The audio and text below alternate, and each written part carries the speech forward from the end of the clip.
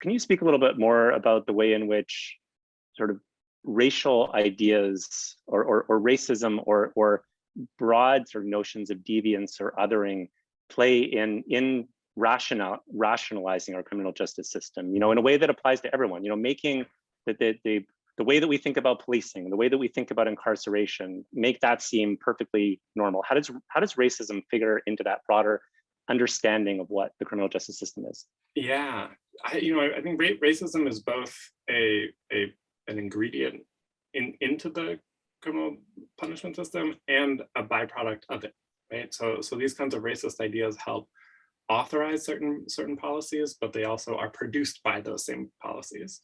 Right? And I think there's been a lot of work around this kind of racist logic of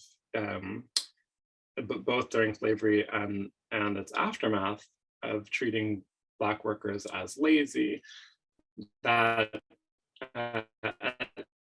and where laziness moves very easily into criminality, right? that refusal to work is a sign of kind of criminal deviance. And so, and of course, laziness and deviance under slavery are punishable offenses, whether by the slave master, by the overseer, and that role quickly gets taken up after slavery by the local sheriff and ultimately by the larger state apparatus. Khalil Muhammad has talked about during the Great Migration, when you have Black migrants out of the South coming to the North and to places like Philadelphia that he writes about in his book, The Condemnation of Blackness, but also to Chicago, to New York, to other big cities. A number of urban elites respond with these kind of racist ideas, right? And draw on social science to try and justify them. And that these are dangerous populations who fall outside the Victorian norm because they live with extended family, they don't have the single family house, or they live within a sort of segregated housing markets of these urban areas, right? So at every step we see these kind of racist ideas of criminalization that get used as justifications for greater policing in particular, and increasingly for greater use of incarceration.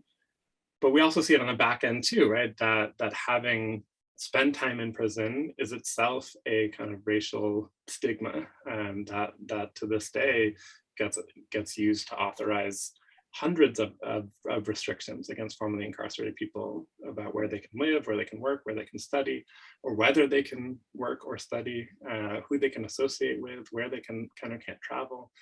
And so the prison system and the larger legal system that operates it are race-making institutions, right? And we have to see that those kind of processes of defining groups and treating groups differently based on those definitions is how race operates, right? And that's exactly what the legal system does.